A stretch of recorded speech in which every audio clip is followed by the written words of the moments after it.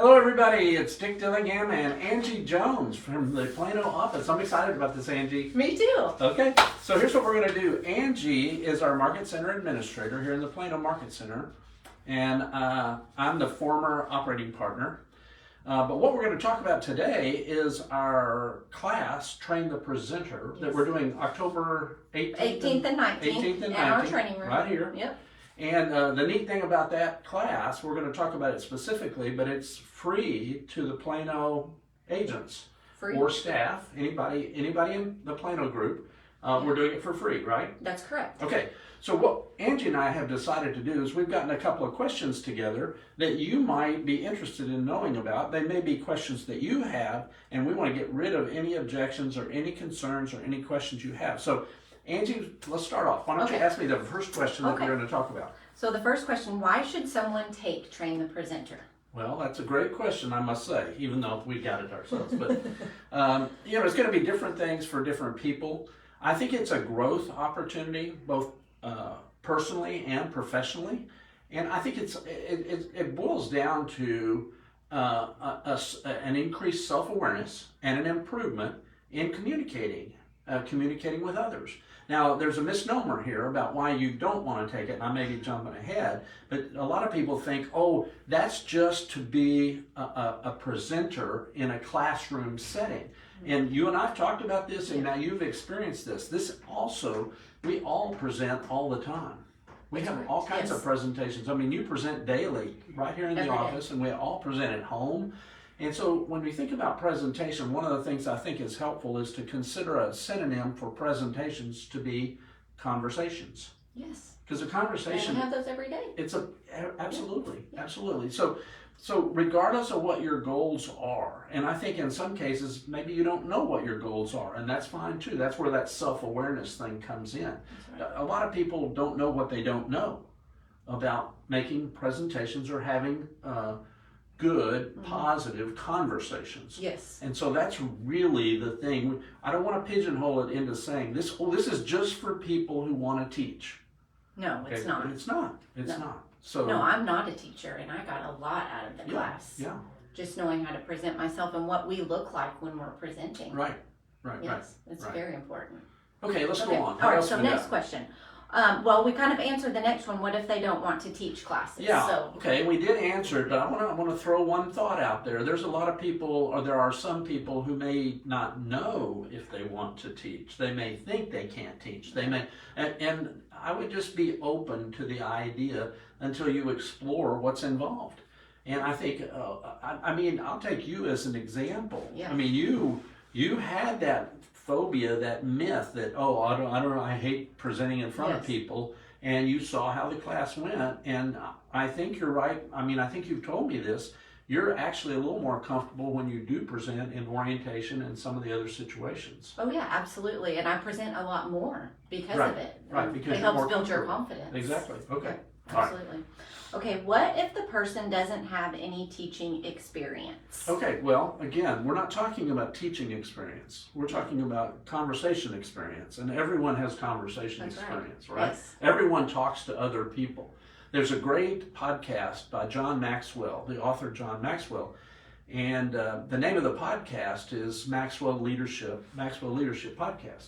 Huh. And on one of his sessions, he talks about the ability to connect with people, the ability to build rapport with people, to create a chemistry with people. And he said we all want to do that. Mm-hmm. And this class it is really a lot about that, about building rapport with people that you're in touch with, in communication with. I think that's so important. Exactly. As real estate agents, we have to be able to connect. Exactly. And that involves presenting. Mm-hmm. And I think I'm reading a book right now that you recommended, Fans First, and I think it kind of plays into that, creating fans in your business about you, and that has to do with the way you present yourself and carry yourself and the one little conversations thing that I you did kind of work this in. When I introduced you, I said you are our Market Center Administrator. Yes. What I didn't say is you are our MCA. That's right. And you remember in the class, we talked about translating the acronyms and the language of whatever company you're with or whatever industry you're with. a lot of people call it jargon. And you need to translate that so that the people that you're communicating with or presenting to aren't lost with the acronym MCA. Right. Now, a lot of people here know you're the MCA and they know what it is, but there's some people brand new with us and they may not be familiar with the acronym MCA. No, they're not familiar with a lot of our terms, even like company dollar. I mean, that's a Keller Williams term. That's right. So going over those in our new agent orientation and making sure everyone understands those. So back to the question. I wouldn't draw the line in the sand that says I can't teach, I don't want to teach. That's okay if you decide once you know what you know, once you come in and you see what's involved and all that.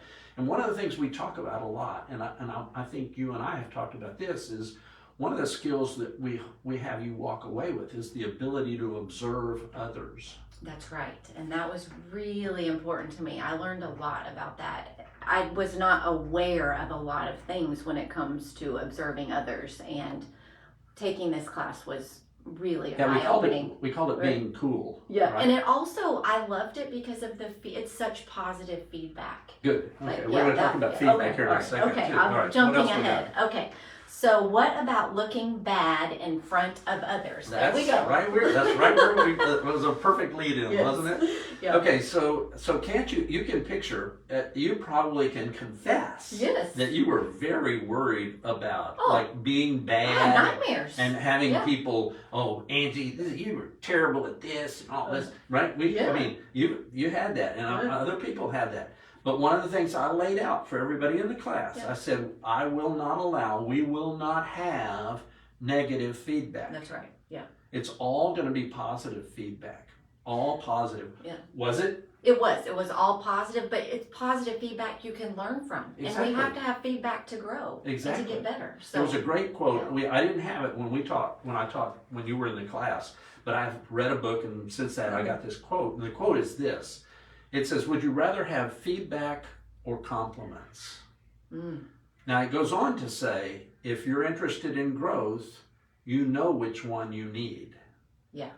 You need feedback. You got to have feedback. Okay, but you need feedback given to you in a positive, constructive way, right? That's right. I always hate there's an oxymoron, it's called constructive criticism. There's no such thing as constructive criticism. No. Criticism it's either it's either you're criticizing or you're not. That's right. So, but we treat feedback as a gift. That's right. So we work real hard at saying when we get the feedback, what? Well, I think we have to say thank you for the feedback. Exactly, because it's a gift. Yes. And it is the way to grow. And it does. It helps you grow. And I think if you're not growing, you're just standing still. That's right. Then you're not doing anything. That's right. So it's a very positive experience, the whole thing, isn't it? Yeah, very. Okay. Absolutely. All right. And it's fun. What will someone come away with that will benefit them and how? Which we've kind of talked about. We've talked about a few things. Let's go over it. One thing I want to make sure I get, because I didn't put it in the first one, is this ability to be more observant about the presentations going on around you and picking up and learning from those things. The ability to give feedback in a positive, constructive way. And the ability to receive feedback in a powerful, constructive way. It's tricky. For me, it's hard. Like I'm a perfectionist, so if you're a perfectionist, sometimes it's hard to take feedback. But taking and giving people the ability to give you feedback does help you grow. Exactly. It helps you do better in how you present yourself, and it's a very good experience. One of the things, another thing you'll come away with, and it's part of it is the stuff we just talked about, but it's an overall increase in your self-awareness. Yes. Again, you walk in, most people will walk into that room and they don't know what they don't know. That's right.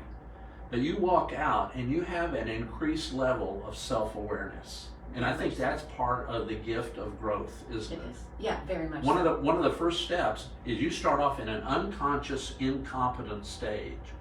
And then you move to a conscious, incompetent stage. And the difference between those two is awareness. That's right.